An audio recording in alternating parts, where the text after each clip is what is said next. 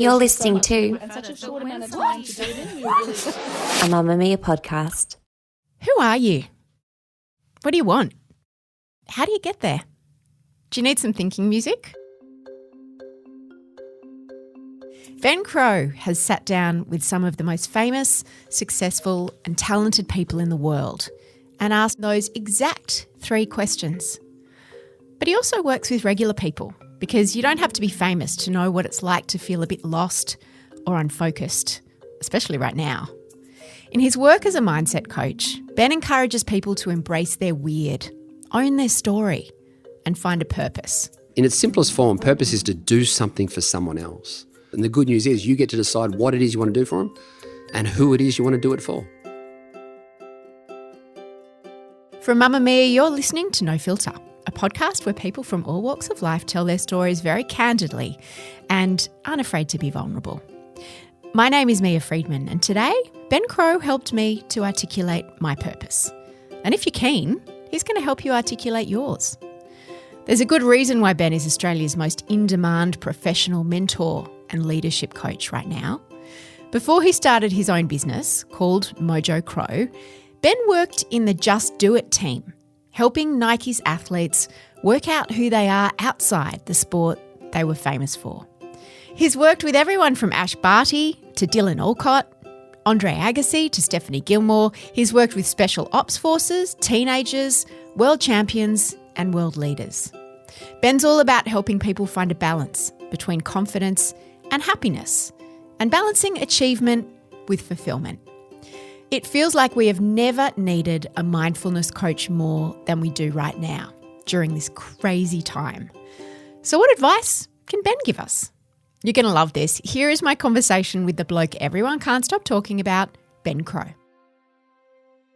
You're a mindset expert. You've worked with the top athletes in the world to prepare them for obstacles and the hardest moments in their career. Can we start with maybe you giving us all a little bit of a pep talk? Good, simple, nice, easy question to launch into, Mia.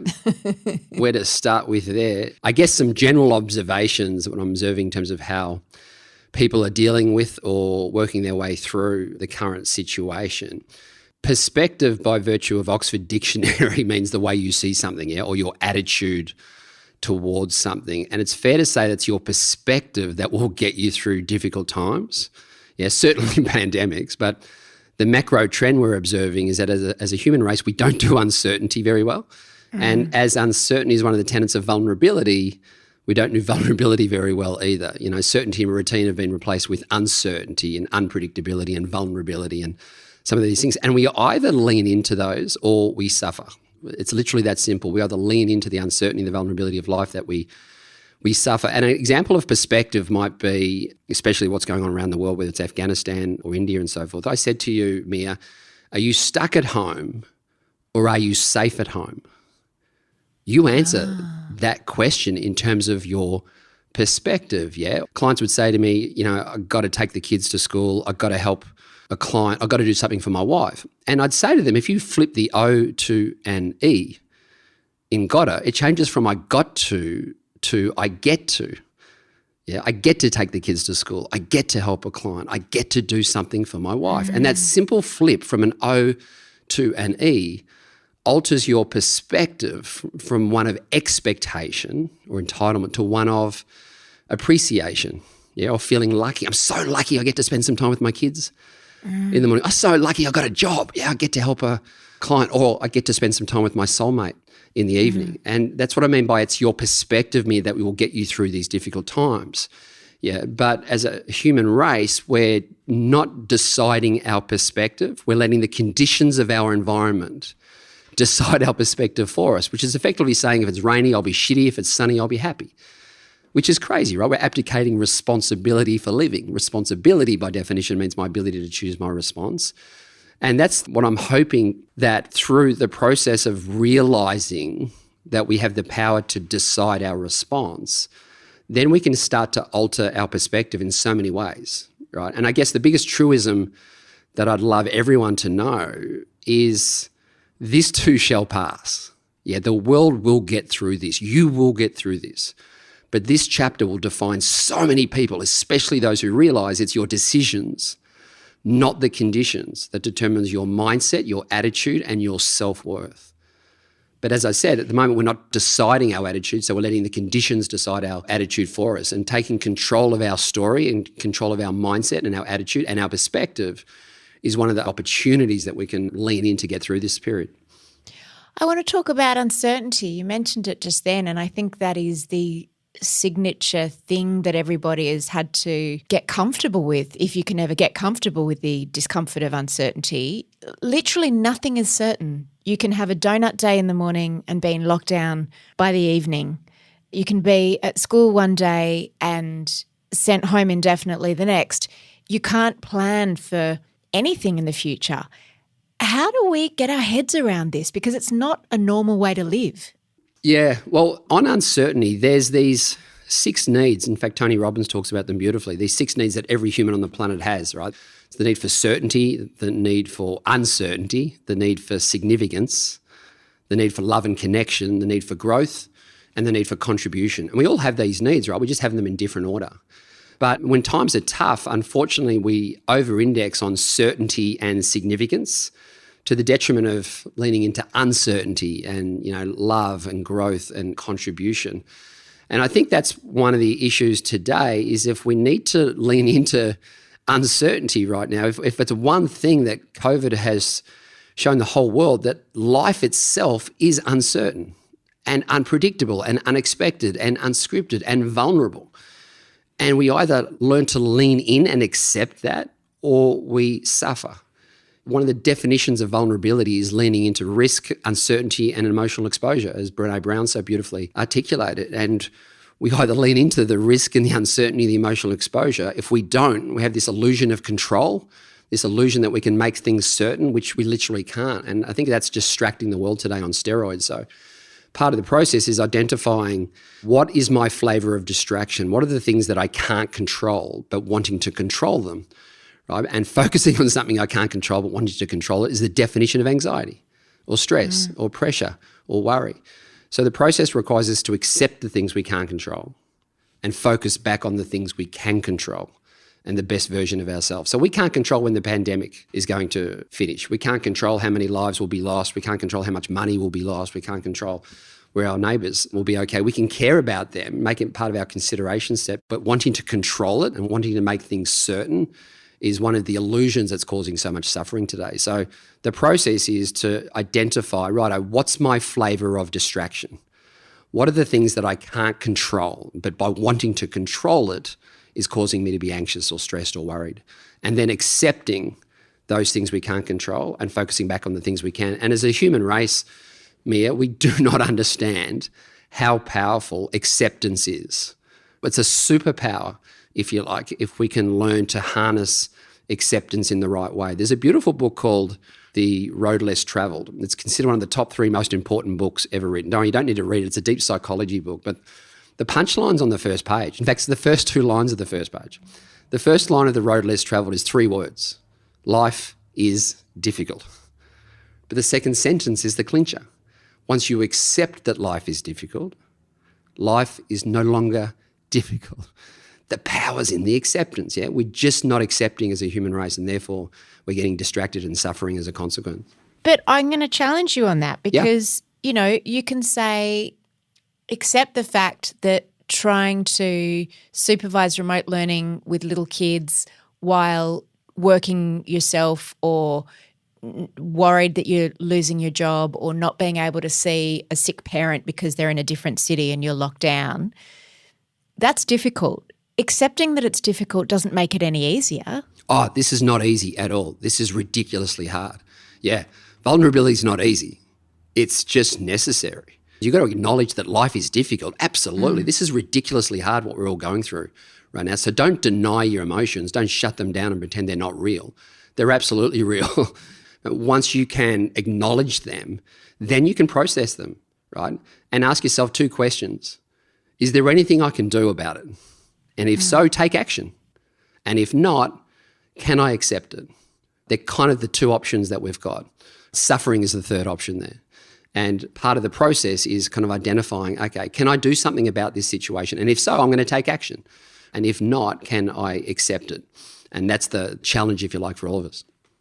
With uncertainty, do men and women process it differently? Can't answer that question, Mia. I think in different conditions, in different situations, we handle uncertainty differently, in the same way that we all get distracted for very different reasons as well. So, yeah, it's a great question. I don't know, to be frank, whether it's a gender-based issue around how we handle uncertainty. I think it's the degree of which it's affecting us. What about insecurity? You've done some work looking at the key insecurity of men and the key insecurity of women and what the difference is. What have you learned about that? Insecurities in terms of anxieties, in terms of the stories we tell ourselves. And I think that's probably an interesting element. And it's, for all of us, it's to realise that our life story is not our life, it's just our story, and we're the author of it, right? We are the stories we tell ourselves about ourselves. And as the author of your own life story, the good news is you get to write the ending, right? You get to imagine the ending and dial up imagination and dream big, yeah? But as the author of your own life story, you'll also have the opportunity to go back to these crucible moments in our teenage years or 20s or 30s where we accidentally, inadvertently attached our self-worth to a negative experience that developed this insecurity or this not enoughness story or this shame story, if you like. And the goal is to kind of identify what's my version of not enoughness that's causing this insecurity later on in life, so that I can identify it and reframe it or accept it or let it go or forgive. And for all of us, it's different in terms of the stories we told ourselves and the insecurities that it may have created at its extreme, imposter syndrome or, inferiority complex or superiority complex in terms of those insecurities, and kind of identify what's my flavour of it so that I can reframe it and kill it while it's a baby before it becomes Godzilla and consumes my whole life. I wanted to ask you for an example of that, but shall we use me as an example? Yeah, absolutely. Yeah. In terms of a story or a bad experience that we've made. Is that what you mean? Like something bad that's happened to us that we've then absorbed a lot of shame around, or it's changed the way we feel about ourselves? Yeah, absolutely. Yeah, insecurity, I guess, in terms of an anxiety or a story we tell ourselves that I'm not enough something, I'm not good enough, loved enough, smart enough, successful enough or whatever, and it's causing me to feel insecure in a certain relationship. I could answer it a different way, which may lead into an actual exercise, Mia, if you want to go down that path as well. Sure. In any situation, we tell ourselves one of two stories. Either I'm enough or I'm not enough.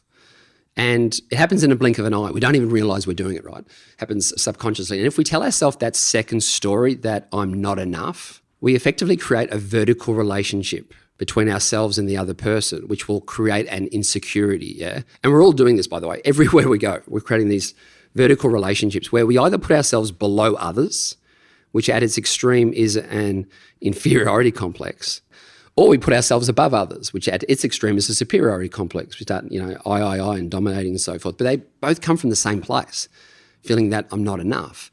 And the antidote to these vertical relationships is horizontal relationships. Because when you create horizontal relationships everywhere you go, you are enough, but so is everyone else. Everyone on the planet is equal. Yeah, we're different. We might look different, come from different backgrounds, but fundamentally we're equal.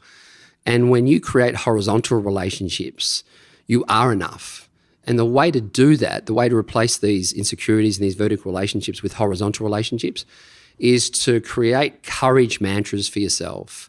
In those situations where the insecurity may arise, you might tell yourself a story that you're not enough, whatever it is, and you get to reframe that in real time. And the way to do that, in fact, let's do it, if that's okay, Mia, let's do it together. Sure. And it's based on really just answering two questions. And this is one of the early exercises in our mindset course. So how do you show up when you're anxious or afraid or feeling insecure? Do you go to silence or do you go to violence? Yeah, do you go to fight or flight or freeze, right?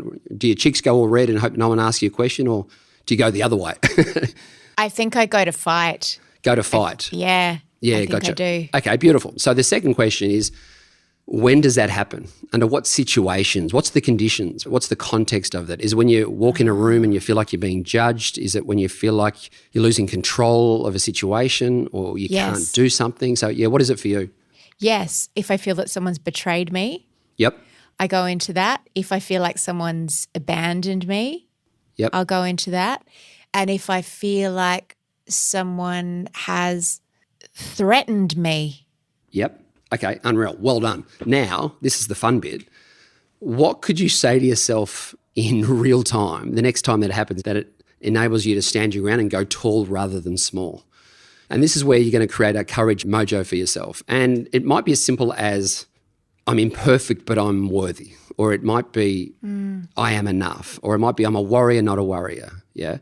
I did this exercise for 500 CEOs in Moscow and 500 female CEOs in Sydney and in London and thousands of teenagers. And the overwhelming mantra that they came up with that they had in common was, I've got this. Yeah, I can do this. Yeah. So what's yours, Mia? You can steal one of those, or what, in your own words or your own vernacular, what can you see yourself next time you're feeling that sense of, betrayal or abandonment or being threatened, to hold your ground in that moment? What would be your version? The phrase that comes to mind is, this isn't about me. Yeah, beautiful. So that is a great example of a courage mantra. And then your role, your homework for me, please, Mia, is to step outside of yourself the next week and see in any situation, it might be with your kids or your partner, or it might be professionally at Mamamia or dealing with a client or a friend, those situations when that insecurity might arise and we feel a sense of betrayal or ashamed or threatened, and then try that mantra, right? This isn't about me. Yeah, and see if that is the solution. And you might find that, no, there's something else that comes to mind.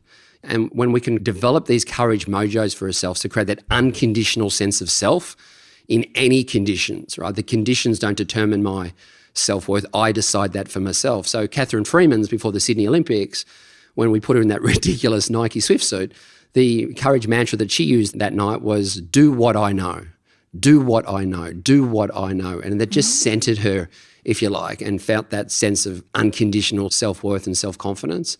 Michelle Payne's, before she won the Melbourne Cup, she literally looked up to the sky and said, let's do this. And she looked up to her mum and her sister who had been killed in horse riding accidents, and she said, stay with me. Yeah, so they were her two courage mantras in that particular situation. So if we can identify how we show up when we're feeling anxious or stressed, right, what the conditions are, when does that occur, and then we can practice these courage mantras that enables us to stand our ground, right? It doesn't mean we'll win. It doesn't mean we'll win the situation. What it does mean is we'll bring the best version of ourselves to the dance floor, and that's the only expectation, I guess, Mia, over any of us. When you say about bad experiences or being shamed, and you say, my mantra, for example, is, this isn't about me, or what about when it is?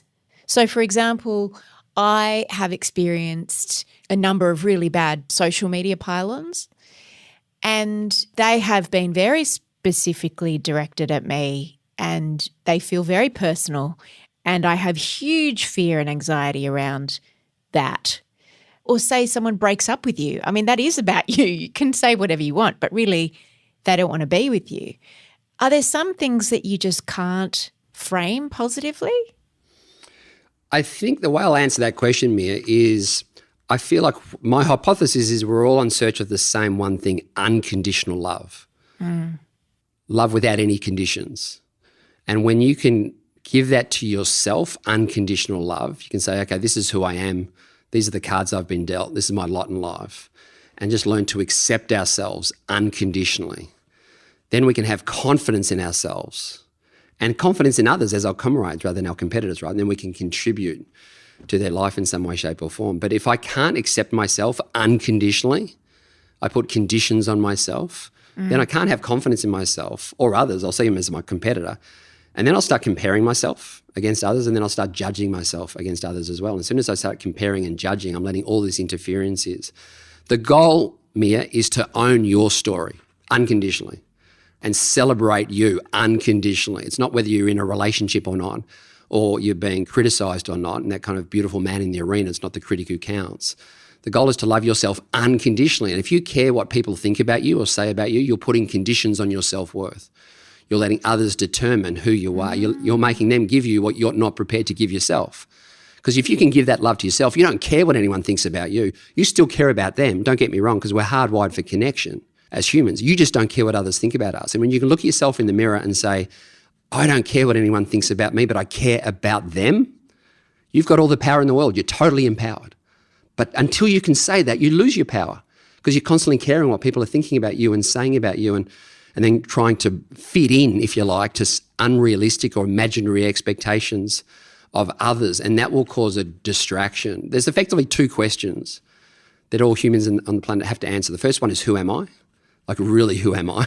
And kind of connect with myself, the human being, not the human doing. What might be the answer to who am I? That seems like a pretty big question. It is a big question, but you can strip it back and you can start on the, I guess, think of yourself as an onion layer and peel back the onion layers from the outer surface, which is, the clothes that you've got on now or your identity or... What would you say? How do you answer that question? How do I answer that question? Yeah.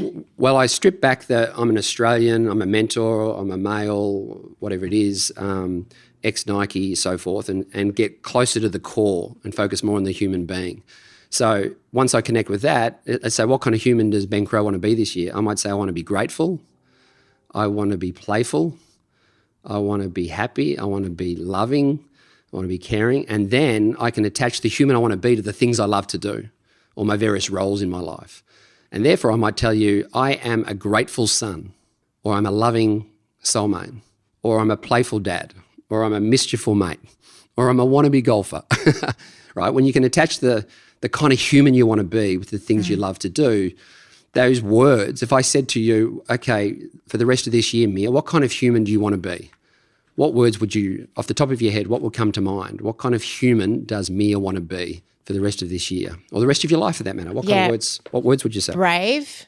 Brave, yep. Stable. As in calm? Yeah. Supportive. Playful. Kind. Beautiful. Grateful's good too. Chuck that in there. So the amazing thing about the words you've just given me, brave, calm, supportive, playful, kind, grateful, you don't need anything externally or anyone externally to be that person. You don't need money. You don't need me. You decide, I'm going to be brave. I am calm. I am supportive. I am playful. I am kind. I'm grateful. You control that person 100%. That can be the expectation of you tomorrow when you wake up in the morning. Write a to-be list before you write a to-do list. Because whatever words you write down next, and you've just given me 6 beautiful words, you control that human being. You can be that person. There are so many things with the pandemic that you can't control, that are outside of your control. But the human that you want to be in that moment, you can be that person. And it's quite liberating when we realise, yeah, I can reconnect with the human being. And I said to all my clients at the start of COVID last year, I said, right, regardless of whether you're religious or you believe in God, let's just assume for the purpose of the exercise, the world's trying to tell us something with this pandemic. And I always ask the same thing. What do you reckon she's trying to tell us? And overwhelmingly, unanimously, they all said the same thing. They said they reckon the world's trying to tell us to stop doing and start being, to do less and be more connected to myself, the human being, not the human doing, to my family or to nature or to friends. And they said they want to stop saying busy when someone says, how are you?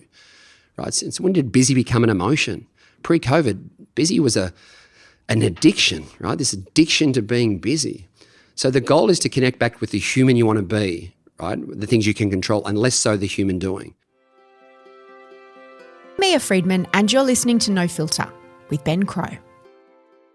I want to ask you about a more female condition, which is the need to constantly look a certain way that we all feel, that we all marinate in as women. And I wanted to take you back to what you were saying a little bit earlier about comparison and, how comparison is the thief of joy. Essentially, for women, we are hardwired and it's in our DNA to compare ourselves, and we also marinate in a society that tells us we're not thin enough, we're not pretty enough, we're not young enough. You've got women having Botox and having surgery at a rate that men aren't, because that's what society tells us we need to do to have value in this society.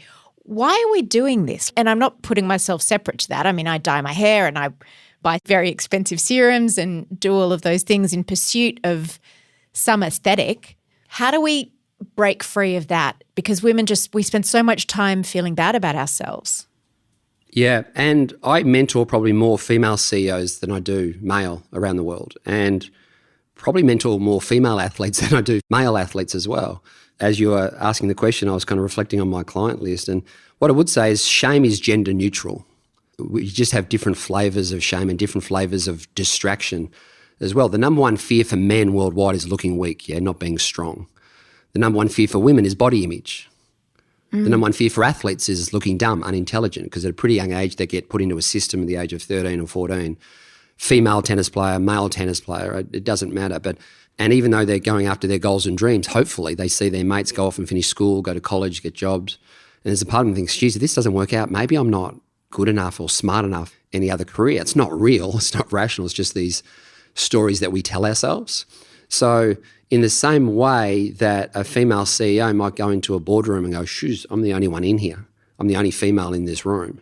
And that might expose that kind of imposter syndrome that maybe I'm not good enough. We mentioned that question I asked you, when do you show up when you're anxious and stressed? And for a lot of women in alpha male industries, it might be in that very situation. They look around the room, they go, I am the only one here.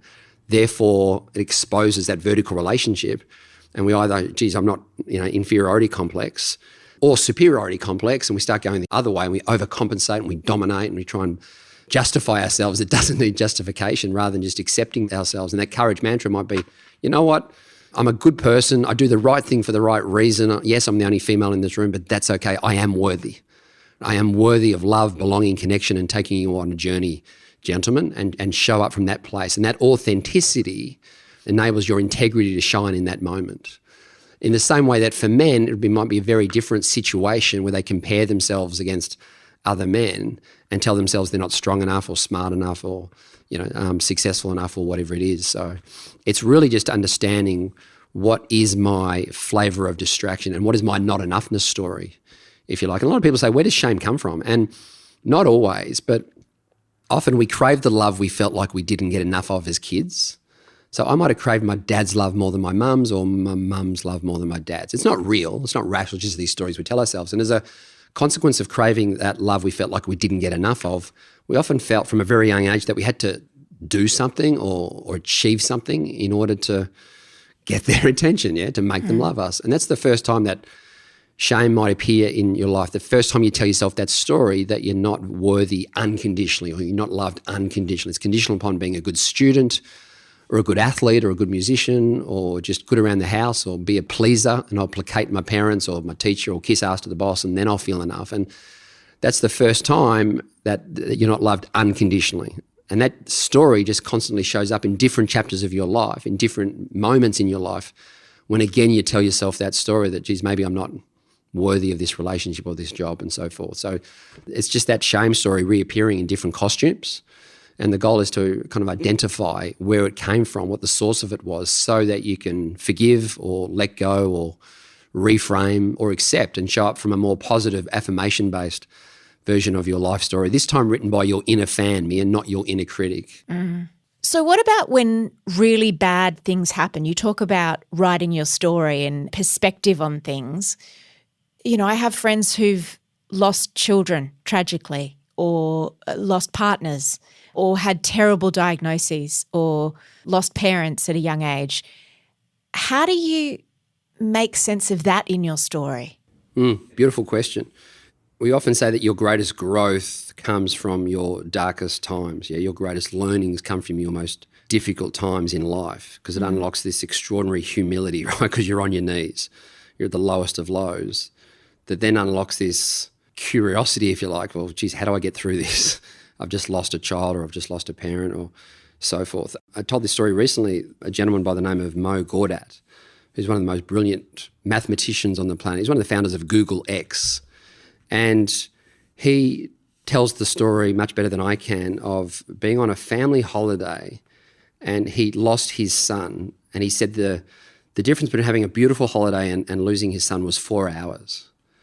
And after his son passed away, he had this overwhelming sense of, what can I do to bring Ali back? And he said nothing that he could have done, including locking himself in his room and crying for the rest of his life, was going to bring Ali back. And he had this sense of, well, I can choose to suffer for the rest of my life, or I can start to develop a sense of almost purpose and dedication to my life to try and make, in his case, try and make the world a little bit better than it was the day he lost his son.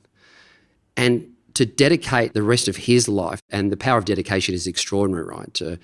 I dedicate certain aspects of my life to one of my best mates who committed suicide, to my dad who passed away, to a client who died in a car accident. And it just means your life goes to a much higher level, or a deeper purpose, if you like, when you can dedicate your life that, you're still here, if you like, you're still standing, and dedicate it to a memory or a person or an individual.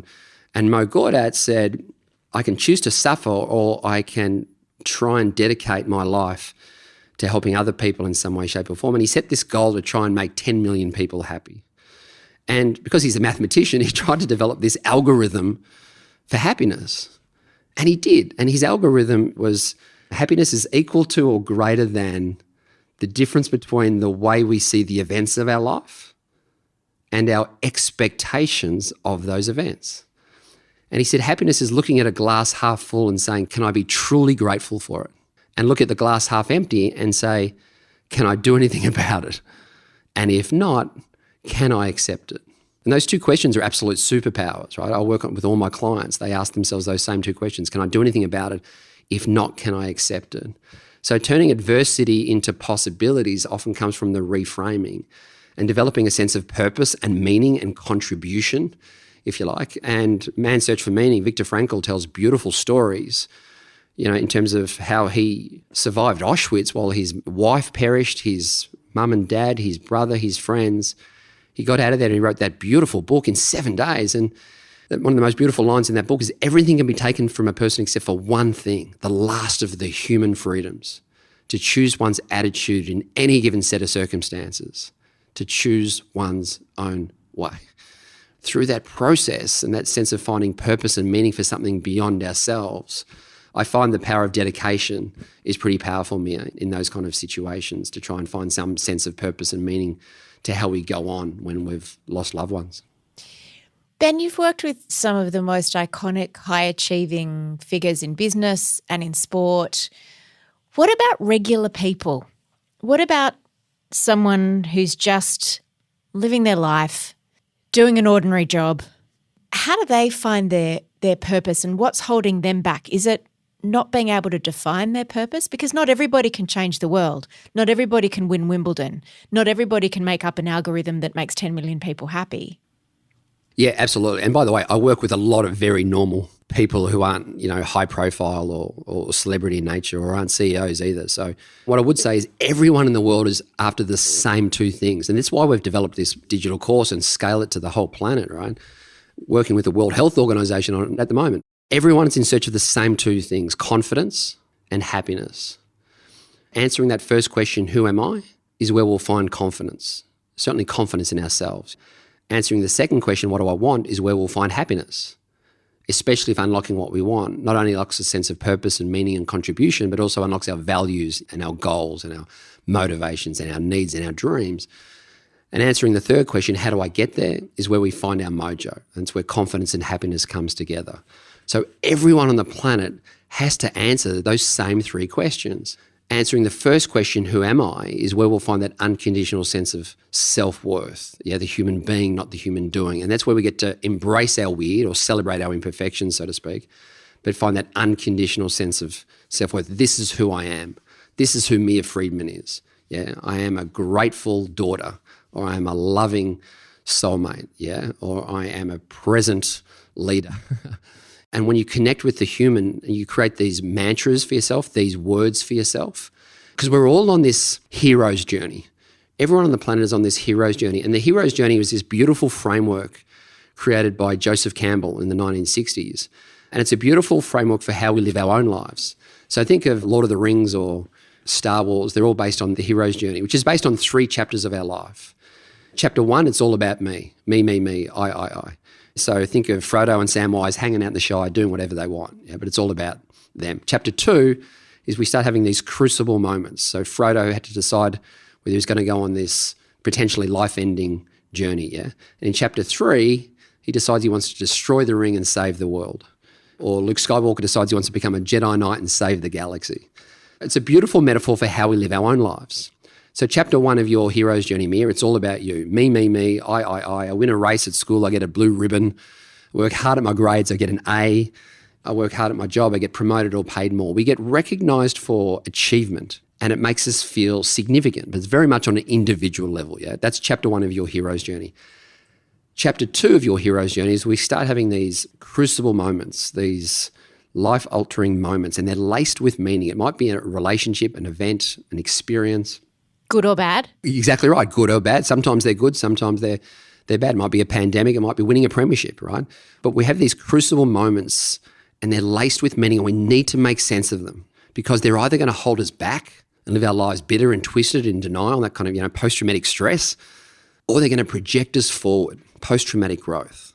But you decide. So you've got to lean into that because that will get us into chapter 3 of our hero's journey. And when you can get into chapter 3 of your hero's journey, wow, life is beautiful. Life is free. Life is liberating. Life is bliss, as Joseph Campbell would say. Because when you get from chapter 1 into chapter 3, it's the transformation from I to we. And that's when you become an authentic leader. But that's when you realise another one of life's great truisms, and that is life's not about you. Life's about the impact you can have on someone else's life. Yeah, to care about them, to serve them, to love them, to be interested, not interesting. And when you get into chapter 3 of your hero's journey, that's when you find a sense of purpose and meaning and contribution beyond yourselves. And we're all on that same hero's journey, Mia, but it's probably too young for teenagers or so forth to work out that sense of purpose and meaning that they get in chapter 3 because they're still on that hero's journey. Having said that, everyone can start the morning with this same question. How can I be the best part of someone else's day today? A 10-year-old can ask themselves that question, which unlocks purpose mindset and a sense of how can I help someone else? And it might be my brother, my younger brother who's struggling. It might be a mate. I might just be able to help my mum who's doing it pretty tough at the moment. God, I wish my kids would ask themselves that question in the morning. I'm in touch with that emotion. Yeah. But we get stuck in chapter 2. Yeah. Right? And there's a whole lot of reasons why. There's typically 5 hazards that keep us stuck in chapter 2 of our hero's journey. One might be the imposter. You might have heard of imposter syndrome where you tell yourself I'm not worthy. Know it well. Yeah, the second one might be the rationalizer. We're making excuses and we're in denial of the truth and we're just kind of rationalizing our life away. The good news is there's antidotes to all of those. So the antidote to the rationalizer is establishing your values to hold yourself accountable to yourself in these moments when times are tough. The third one is the loner, right? And that's the classic leader who thinks he or she has to do everything on their own and doesn't ask questions, sees vulnerability as a weakness and doesn't have any mentors in his or her life, right? So the antidote to there is obviously creating mentors and people and live from that premise that no one in this world can do anything in this world on their own. Yeah, we all need people to help us. The fourth one is the glory seeker. And that's the classic leader who wants to get the credit for everything, wants to be recognized for everything. And it's typically someone who hasn't identified their intrinsic motivations, things that really light them up internally as a human.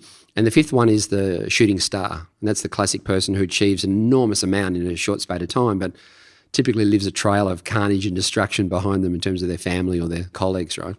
Now, we all have elements of those archetypes in all of us. So the goal is to identify which ones are more pronounced because then you can develop those antidotes to them and then hopefully work your way into chapter 3 of your hero's journey. And that's where you start to unlock this sense of purpose and meaning. And it's not a new religion, by the way. Mark Twain said 100 years ago that 2 most important days in your life are the day you're born and the day you find out why. So when you can ask yourself these questions is, okay, what is it that I do and who do I do it for? Yeah, and what do they want or need and how do they change as a result? Now, sometimes we unlock our purpose through crucible moments, right? A lot of people are unlocking their purpose right now through the pandemic. That phrase, don't waste the pandemic, if you like, in terms of live as if you were living for the second time and as if we had acted wrongly the first time, to steal a Viktor Frankl quote. So you say, okay, how do I find a sense of meaning through this? And sometimes we can, as I said, through our darkest times can come our greatest growth if we develop a perspective of go, wow, okay, that curiosity might then unlock this. Okay, well, I've lost my job or my life is altered but so dramatically. So am I just here to show up and make money anyway? Or fundamentally I stand for something, I care for something that lights me up. There's a legacy I want to leave the planet. Or, at my funeral, this is what will be celebrated about me in terms of my impact on others. And sometimes we start to ask ourselves those questions. And through these dark times, we can establish our values, or we can establish our sense of why, if you like, not the what and the how, because I'm sure Mamamia will take so many different curves along your journey, right? But that's the great thing about unlocking your North Star, your why, your purpose, if you like, and nothing can screw with that, yeah? They can attack what you do and how you do it, but they can't attack the why. That is so fundamental, and you can control that for the rest of your life. Again, and that's pretty exciting when someone unlocks their sense of why, their purpose, if you like. Can you give me an example of someone who perhaps isn't in a leadership role or high profile? Can you give me some other examples of whys and other examples of purposes? Yeah, I can give you mine. That might be a simple starting place. Yeah, but you're a big shot. Like you're... Oh, yeah, sure. Really, really. And as I said, it often comes through dark times, right? So for me anyway, from a career point of view, we laid off 150 staff back in the Nike days in Hong Kong, and it was pretty much the whole office, right? There's only 5 of us left. And I had to work out whether I was going to move to North America with Nike or go back to Australia or stay in Hong Kong. And I don't know if you've been to Hong Kong, but the Peak Cafe is the highest part of Hong Kong. And I went up to the Peak Cafe for 2 days. No, I wasn't going to jump off. I was just trying to work out my sense of purpose and what I wanted to do with my life. And after 2 days with a bit of stimulus and questions that I'd obviously worked on with athletes, I wrote down, I just want to help athletes do things better and be better for it. I had no idea what that meant, and I had no idea how I was going to do that. And the last 2.5 decades have gone quite a few different paths, right? But I just stayed true to that. And then I started mentoring teenagers and executives. So all I did was reframe my definition of an athlete. And now for me, an athlete is anyone who likes to compete, have fun and play, which is pretty much the whole world, right? Because there's no one who doesn't like to compete, have fun and play. And do things better, and being better for it will take down a different course in terms of where people are at. So the process is really, as I mentioned, asking yourself a series of sub-questions, smaller bite-sized questions that you can get your teeth into. And as I said, we've got a whole exercise around this, but it evolves around these smaller questions about, what really excites me about helping others? And who are those others, by the way? And in its simplest form, purpose is to do something for someone else. What if you don't want to help others? If you don't want to help others? I don't mean if you're like a dick, but I mean if you like your purpose is not, can you have a non-altruistic purpose? I'm sure you can. Yeah, absolutely. I think the impact, though, will be on someone or something, right? But you only need one other person or an animal in which to contribute to their happiness in some way, shape or form. So it could be, I want to be the best parent I can be, or I want to be the best friend or dog owner, or are they all purposes? Absolutely. Yeah, you're talking about helping someone else, serving someone else, doing something for someone else. And at its simplest form, that's what purpose is, to do something for someone else. And the good news is you get to decide what it is you want to do for them and who it is you want to do it for. And as I said, you only need one other person in your life to form a community in which to contribute to their happiness in some way, shape or form. So to know that you're playing a role to be of value to someone or something else in your life. And is it dangerous to index it to a particular person or a particular animal? Because being the best parent you can be, your child will grow up and leave home, or being the best partner you can be, your partner might leave you or you might want to leave them. Is that a risk? Yeah, you want to make your purpose as high-arching. There's no finish line to it. You'll never achieve it. You'll never get there, right? And that's what gets you up in the morning on a shitty Monday morning when you're checking emails and so forth. So you won't get there. That's an important thing to say, isn't it? There is no finish line. Yeah, Right. it's your why. The what and the how, yeah, you can achieve those. That's the difference between setting goals for yourself, which are more specific and time-bound. And my goal might be to live my purpose through my role as a parent with my kids at the moment, right? I bring my purpose to life through my kids. But the conditions of our lives will change. Our kids will grow up and move out. It doesn't mean your purpose will live on forever, and you apply that attitude or that approach or that philosophy to someone else in your life. And it might be community related, it might be cause related, it might be commercially related through your job. Your purpose you should be able to bring into every aspect of your life, right? And that's why you can go as high arching as you possibly can in terms of the language, so that you can affect many people. Because you've got different roles in your life, Mia, because you are a mum, you are a wife, you are, I'm not sure, a sister, a daughter, You are a leader of a business. You also play a role in that business. You probably a lot of things for the community. You're a friend. So you've probably got 8 or 9 different roles in your life. And you want to be able to bring that sense of purpose through all of those roles. You don't want to have a different purpose statement for different kind of segments of your life. You can bring it to life, that philosophy. And it might be just to love others, by the way. Jim Carrey's purpose statement was to free others from concern. And he started that with his comedy, and then he worked into his philanthropy, then he's worked in the education system and so forth. So, yeah, when you work out, I like it. You work out what is your why. Yeah. You want to be able to extract every ounce of energy with the years that you've got on this planet to contribute and find that sense of, I guess, purpose and meaning and fulfillment that will bring that sense of happiness to our lives. And just finally, Ben, if someone's waking up, I mean, as we're all discovering in COVID times, the mood swings and the highs and lows can be sudden and they can be intense. If someone is in the depths, what's the one thing that they can do that's going to make a difference to how they're feeling? If they don't have much energy, they can just do one thing. The very first thing you can do is belly breathing, to take a really deep breath through your diaphragm, if you like, because it's the quickest mind hack to get rid of that cortisol in our body, that fear hormone that when we feel like we're under attack, if you like. Because if you're about to be attacked by a lion, you're not going to be doing a deep belly breath, right? You're going to be up in your lungs and you're going to be ready to fight or flight, yeah? So you take a deep belly breath, your brain's going, well, clearly I'm not under attack here. So it's just a really quick way to, take a deep breath for 4 seconds, hold it for 4 seconds, and then exhale for 4 seconds. So that's the first thing you can do, yeah? The second thing you do is ask yourself some questions, because once you have that curiosity, if you like, apply curiosity to the situation, these questions unlock this dopamine, this pattern recognition, this aha. So how can I get through this? What is happening to me right now? Who can help me, if you like? And those questions, that curiosity turns that adversity into a possibility to give you a sense of confidence to be able to get through this situation that you're in, if you like. That in terms of really simple reframing, if you like. And then you can apply some other simple mindset principles, which might be the gratitude manifesto, or replacing expectation with appreciation, as we've discussed. And that appreciation for, focusing on what I've got rather than moaning for what I haven't got, if you like. And you can do that with a gratitude manifesto. And we talk about at Mojo in terms of win the morning, win the day. And the fastest way to do that, as soon as you wake up in the morning, is to practice the gratitude manifesto. I'm so thankful and grateful for ... yeah? And then whatever comes into your mind in that moment, and it could be materialistic, it could be the fact that you got to have a hot shower or sleep in a bed or have a hot meal, which a third of the world doesn't get to do, right?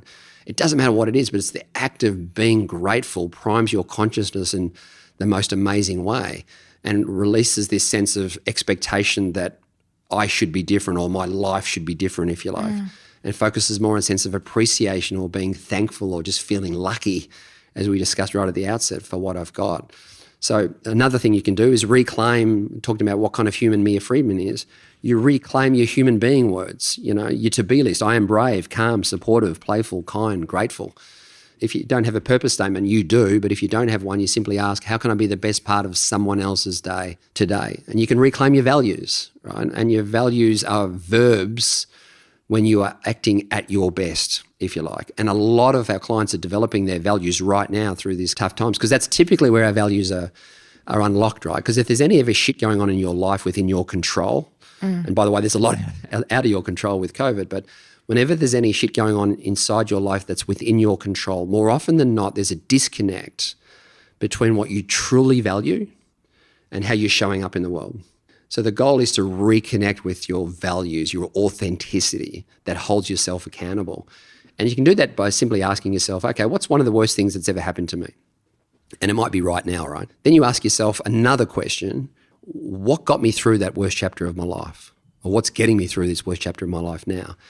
And the answer to that question is more often than not where your values are. And it could be courage or love, or it could be perseverance or resilience, yeah? Or it could be optimism, yeah, or positivity. It doesn't matter what it is, but once you can connect with that word, that what you truly value, and then you define it. You have to define it, because love is different from Mia Freedman, what it is to Ben Crowe, right? So define what love means to you, and then just work out 2 or 3 simple behaviours that you can measure yourself against. to hold yourself accountable to that value. And then you just practice, sit outside yourself for a week and say, okay, am I living by my values, my authenticity, my integrity, if you like? And I guarantee when you start to connect with your values, you connect with your to-being words, you connect with your purpose, you connect with your courage mantra, which you so beautifully described right at the start. That's when you're starting to own your story. And then you don't give a shit what anyone thinks about you. It's because what you think about yourself. And you celebrate yourself, not berate yourself. You celebrate that authenticity and you practice it, right? Because there are so many distractions, especially with the media industry and the news media industry, that's creating this awful cortisol cocktail of controversy and comparison, if you like. So, and that's what's happening, unfortunately, because Mia, if you don't own your story, as soon as you get up in the morning and you lift your head up, the outside world will try and tell you who you are. And the three biggest storytellers trying to tell you who you are right now is the media industry, social media, and advertising industry. They're the three biggest storytellers, right? One's predicated on negativity, one we get distracted by social comparison, and the third one's predicated on shame, if you like, because you're not enough until you buy that car or that handbag or that watch. And it wasn't designed to do that, right? It was designed to promote attributes and benefits of products, but it's got so clever in psychology, right? So you've got to be able to own your own story, and that's where resilience comes from. The ability to deal with adversity by saying, I'm not going to let this determine me. And you realize it's not the experiences of our life that determine our life. It's the meaning we put behind the experiences, the narrative behind the experiences, the stories we tell ourselves about that experience. Two people can have the exact same experience, but two very different stories. Person one, we say, you see, this always happens to me. This is my lot in life. I'm a loser. I'm a victim. This is my life. Person two will say, whoa, that was heavy. But I'm not going to let this determine my life. I'm going to dedicate this moment and overcome this and turn this adversity into a possibility. So there's only ever the response about whatever life throws at us. It's not conditional upon whether it's good times or bad times. We own our story unconditionally. And that gives us the power to then work out what we want and work out our goals and dreams and our values and our purpose, if you like, and then see what happens. Right? No guarantees, no expectations or promises that it'll all work out, but that's okay. That's just called living, yeah? And then life becomes this amazing adventure, this experiment, this work in progress, this hero's journey into the unknown, where you're allowed to fall down, you're allowed to be imperfect, you're allowed to make mistakes, and that's okay. And if we can show up from that place, it's like, fuck COVID, right? We own our story unconditionally, yeah, and have the courage to go after what we want. We've got the courage to fall down and get up again. We've got the courage to go after our dreams, and we've got the courage to be disliked. We don't want to be disliked. We've got the courage to be disliked because I no longer care what you think about me, but I care about you. And if we can show up from that and have that sense of compassion for ourselves, then we can be compassionate to others. And that sense of kindness to ourselves, then we can create these random acts of kindness to others, and we stop judging each other as something is good or bad, and we have that acceptance that it just is what it is, yeah? Accept ourselves, and then we can encourage and help others along the way. Ben, thank you. That was amazing. How can people find out more about your course? Yeah, they can literally just go onto MojoCrowe.com or on any of our other channels and, download the course. It's 4 weeks old, and we literally designed it to give everyone access to the exercises and the programs that we've been doing, I guess, one-on-one with clients all over the world. And it can, as I said, you might be a corporate athlete, a student athlete, or a professional athlete, but we're all in chase of the same two things, yeah? Who am I? What do I want? And how do I get there? So let me ask you this question now, Mia. Who are you? Next time someone asks you this question, who is Mia Friedman? What are you going to say? Oh, I don't know. I'm a brave, kind, supportive person. Beautiful. Am I? Is that what I am? Yeah. Well, we are the stories we tell ourselves, right? And if you connect truly with those words, in terms of when you want to be that human being, you absolutely are. That's who you are. And you can control that 100%. Like, you can set goals and dreams for yourself, but you show up from that brave, playful, kind, grateful human being, and just show up from that place and then see what happens. I love it. I like the idea of being able to control something right now. In touch with that emotion. Funny story about me and Ben. I had forgotten that we had met before, but When we first started talking before the interview, he reminded me that when I was working in magazines at Clio and I was helping compile the annual list of Australia's 50 most eligible bachelors, he was one of the bachelors that I compiled. I had forgotten about that, but hasn't he gone on to do great things? I don't know about you, but I am definitely going to work on my courage mantra. I think I'm going to do his course as well. It just sounds really interesting. Ben has helped so many people and it's something he's incredibly passionate about. So if you want to learn more from him, you can download his app. It's called Mojo and you can find it in your app store. And there are also, if you search MojoCrowe on YouTube, you can find a bunch of videos that he's done where he talks about this stuff in a little bit more depth. And if you've got a bit of a productivity mindset happening right now, can I suggest listening to our brand new productivity podcast? It's called 8 Minutes to Change Your Work Life, and it's hosted by Deborah Ho, a viral productivity expert. And every week, Deb and a handful of guests are going to be sharing their hacks and tips to help you. Here's a taster. Today, we're going to be talking to some of the most organised people we know and asking them a simple question. What tech tools do you use to organise your life? But before we get to them, I'm going to share a few tech tools I can't live without. And the first one is my Google Calendar. I cannot survive one day without checking it. I have all my events, calls, and appointments blocked out on the calendar, and it takes all the chaos out of my brain and onto my screen in a way that totally calms me. I really love looking at my calendar in the monthly view because that's how I visualize time in my head. It might be different for you. I'm always thinking about the future, so having an overall view of the next couple of weeks is a high priority of mine. The next tech tool is also a Google product. It is Google Keep, and it is the best note-taking app that I have used for the past 5 to 7 years, I'd say. It is just really simple. What I love about it is that it syncs very quickly and automatically, so anything that I type on my desktop will be synced to my phone immediately, and that's kind of a great way for me to just send links to myself, like transfer things over. The interface is so simple, and I just like how easy it is to write things down, and it's very sticky in the way that I always check it.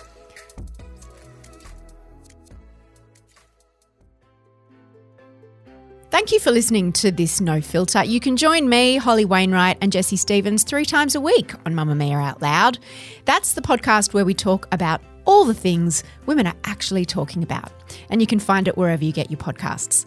The assistant producer of No Filter is Lucy Neville. The executive producer is Eliza Ratliff. I'm Mia Friedman, and I'll see you on the Mamamia app. Mamamia acknowledges the traditional owners of the land we have recorded this podcast on, the Gadigal people of the Eora Nation. We pay our respects to their elders, past and present, and extend that respect to all Aboriginal and Torres Strait Islander cultures.